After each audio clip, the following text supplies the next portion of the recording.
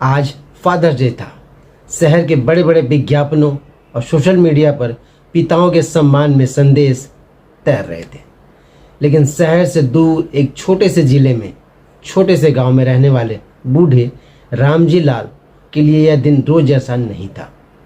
सुबह उठकर पौधों को पानी देना, घर की टूटी मंदिर को निहारना और अपने बेटे आकाश की राह देखना उनकी दिनचर्या थी।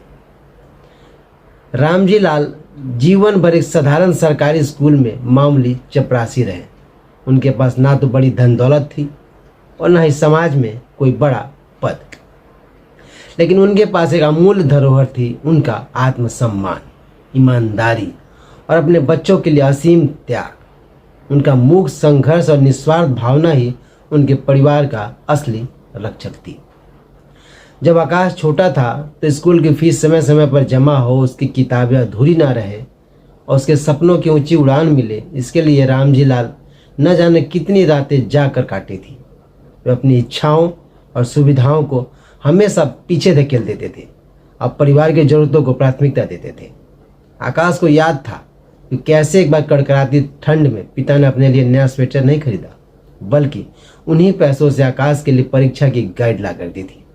वे कम बोलते थे, लेकिन हर परिस्थिति में ढाल बनाकर खड़े रहते थे। आज आकाश शहर में एक बेहद प्रतिष्ठित पद पर पहुंच चुका था।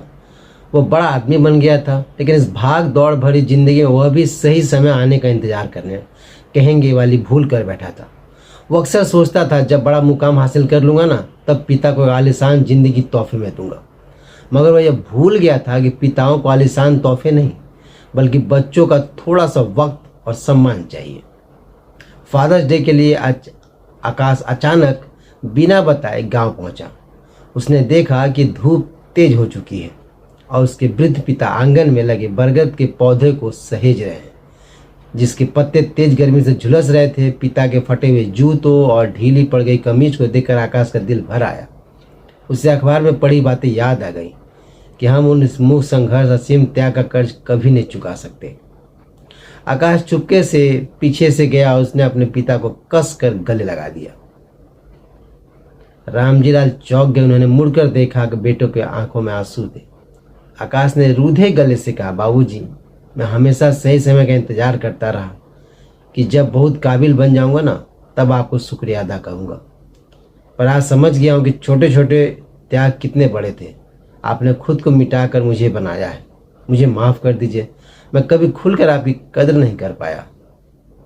रामजी लाल की पथराई आंखों में आंसू, खुशी के आंसू छलक आए।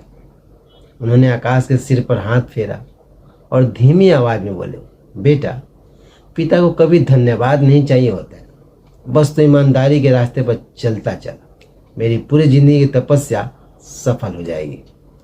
तो दोस्तों, यह कहानी हमें सिखाती है कि पिता का प्यार अक्सर जिम्मेदारियों के पीछे छुपा रहता है। वे अपने दुखों और संघर्षों का बखान नहीं करते, बल्कि हमें सुरक्षित रखने के लिए लगातार प्रयास करते रहते हैं।